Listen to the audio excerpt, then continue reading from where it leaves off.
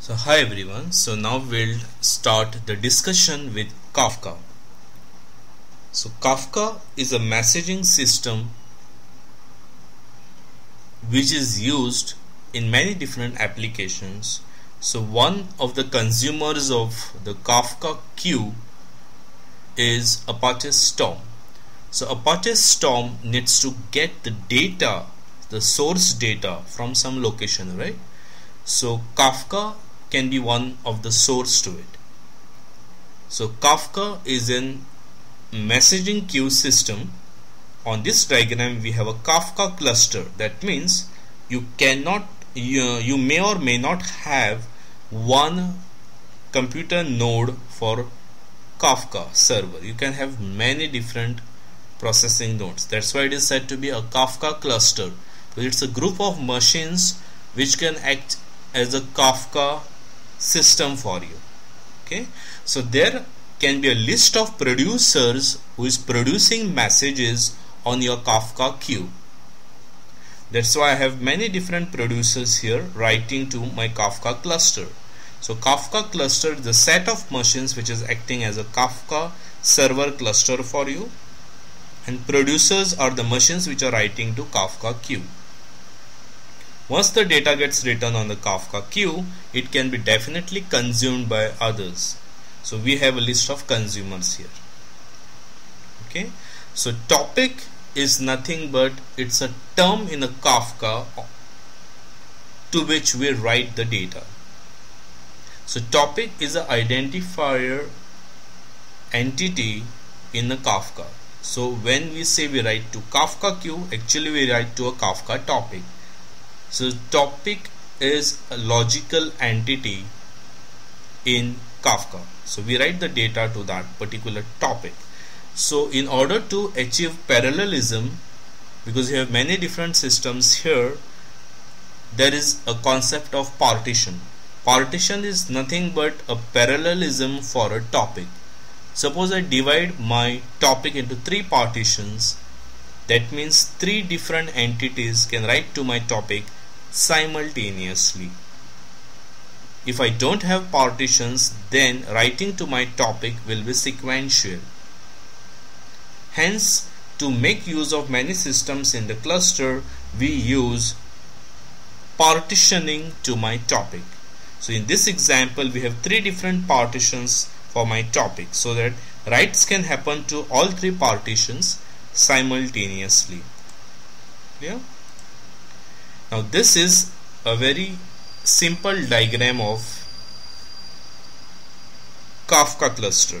So in this cluster I have 2 different servers, server 1 and server 2. Within them we have partitions of the queues. P0 and P3 partition are residing on this server, P1 and P2 partitions are residing on this server. And there are consumers which are consuming the messages from this queue. So P0 partition data is consumed by C1 and C3. P3, the data coming on P3 partition is consumed by C1 and C4, and same goes with others. So the data is coming on these partitions by the producers, and those are consumed by the respective consumers. So we have a consumer group here. So please note, remember that messages is consumed by only one consumer in a group. I repeat, message is consumed by only one consumer in a group. And this grouping is a logical grouping of consumers in a consumer group. Clear? These are the steps, simple steps to make you go from the Kafka standpoint. Here I have a link mentioned from where you can download the Kafka, untar it, and then you can cd to this folder. Now to start the server, to start the Kafka server, first you need to start the Zookeeper, because Zookeeper is maintaining all the state information for Kafka. Just like how Zookeeper was saving the information for Apache Storm, here also Zookeeper maintains the information for your Kafka server. So first you need to start the Kafka Zookeeper server, and this is the way how to start it. Zookeeper server start.sh. This is the script which is used to start your Zookeeper, and to that you need to pass a configuration file which is residing inside your config folder. So you start the Zookeeper, and now you can start the Kafka server. So to start the Kafka server, you have to use the script Kafka server start.sh, and here again you need to pass server properties as a parameter to this shell script. So whatever configurations then you need to do for your Kafka will reside in server.properties, and whatever configuration that you need to have for Zookeeper will reside in Zookeeper.properties. So we are starting the Zookeeper, and then we are starting the Kafka server. Okay. So now I have a simple commands for your Kafka topic creation and so on. So first is how to create a topic. So there is a script for you called Kafka topics.sh in the bin directory of what we have downloaded right now. So Kafka topics.sh is a script which you need to use to create a topic. So run this Kafka topics and pass create field to it. So pass a create command line option that will create a topic. Mention which Zookeeper are we communicating to. Over here, since we have started Zookeeper on the local machine, we are giving local host and the port. So this port is configured in Zookeeper.properties. We just now started a Zookeeper, right? And we had passed a configuration file to it, Zookeeper.properties. So inside this properties file, there is a port mentioned 2181 to be used by the Zookeeper, and that is the same port that we pass in here. So we are mentioning the Zookeeper details here, saying Zookeeper is started locally on my local host, and 2181 is the port where my Zookeeper is started. Then I give a replication factor. Replication factor is nothing but how much replication do you need for your topic. So suppose I give a replication factor of 2, your topic will be replicated on 2 different machines, so that if one machine goes down, you do have a second machine with your data for you, and there won't be any data loss. So replication factor 1 means your topic will reside only on one machine. So if that machine goes, you're gone. Next parameter is partitions. As I mentioned previously, partition is nothing but a parallelism for Kafka topics. So partition equal to 1 means you just have a one partition here, so the writing to your topic will be sequential. So in order to make use of parallelism, because you have many different producer nodes in the system, so in order to make the use of parallelism, you can increase the partitions. Okay, so in this example we are creating a simple topic, and the name given to topic is test. Okay, so we are creating a topic whose name is test. We are just assigning it one partition. We are assigning the replication factor to 1, that means it will reside only on one machine. We are talking to Zookeeper, which is installed locally and which is started on port 2181, and we are requesting to create a topic. So using this way, it will create a topic with the name test with number of partitions as 1 and replication factor as 1.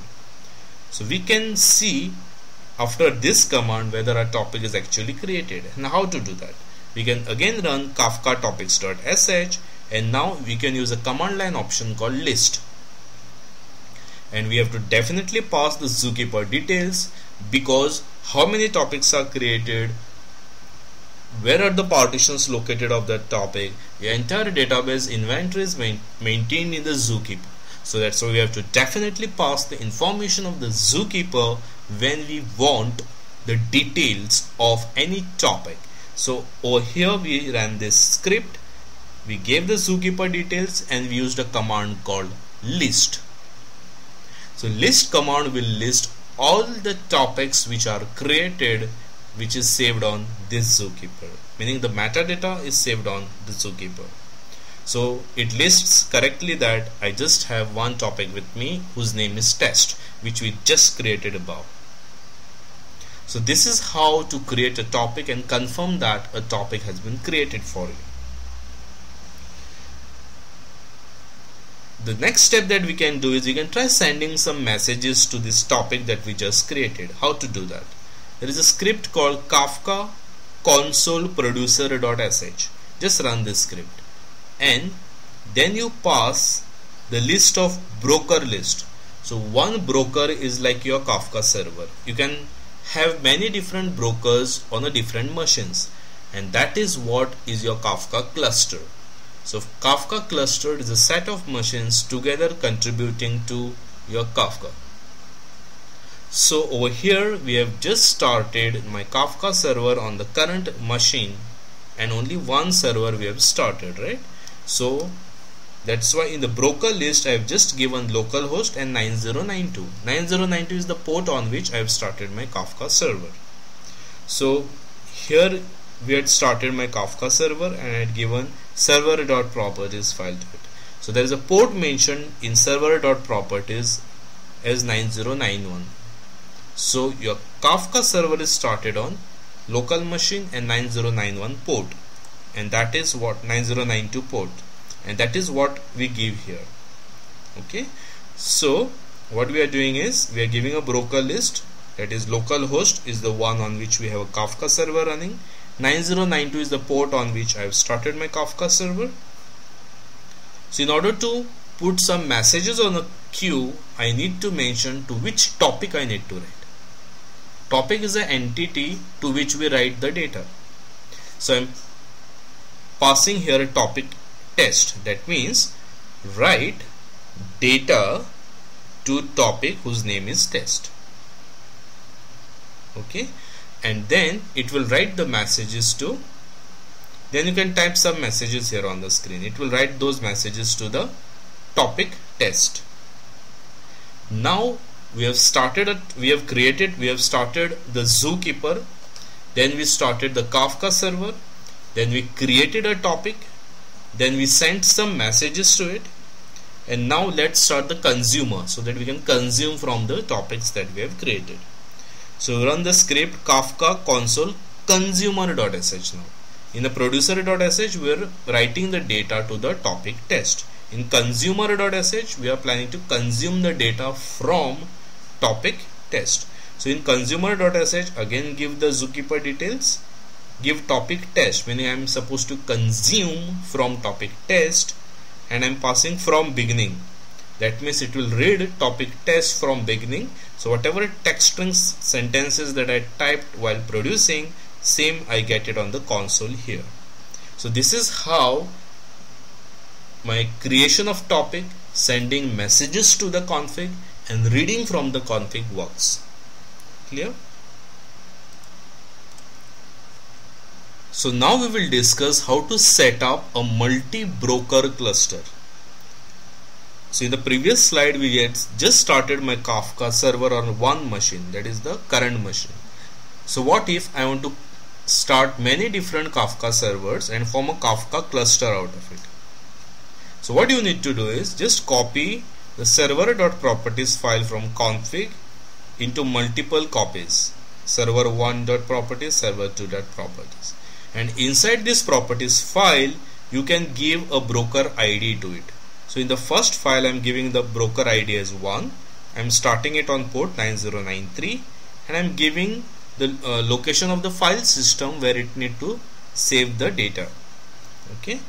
In server 2 I am giving ID as 2, I am giving a different port because both cannot start on the same port on the same machine. And then I am giving a different file system path for its logging purpose. And how to start it? Same, use Kafka server start script, and now you pass server1.properties, then you again call Kafka server start script and pass server2.properties. So with this way we have two brokers started on the same machine. Okay, one is having broker ID 1, second is having broker ID 2. So on 9093 and 9094, on these two different ports, I have started two different Kafka servers. Clear? So now let's see more example usages of this. So I'm running a script called Kafka topics.sh, and I'm creating a new topic. I'm giving the zookeeper details. Now I'm saying I want a replication factor of 3. That means a given topic will be replicated on more 2 machines. So even if the 2 machines goes down, we still have the copy of the topic. Then I'm saying I want one partition. Okay, so the parallelism will be only the current one, and the name of the topic is my replicated topic. So we have created a topic called my replicated topic, and we have given replication factor as 3. That means along with the one machine where one machine will act as a leader for this topic, there are 2 other machines which are called followers. Okay, so here this statement will create a topic whose name is my replicated topic, and which is replicated on 3 different machines. Then I call a describe command line option for this script, which will describe the topic my replicated topic. In short, it will give the details of this particular topic. Okay, which it mentioned that topic name is my replicated topic, partition count is 1, right? That's what we had specified. Replication factor is 3 because we had asked this topic to be having a replication factor 3, and then it has a leader whose ID is 1, and it has a replicas 1 to 0. Okay, so then I describe the topic test that we had created earlier. So in the topic test, it was a very simple topic with just one replication factor.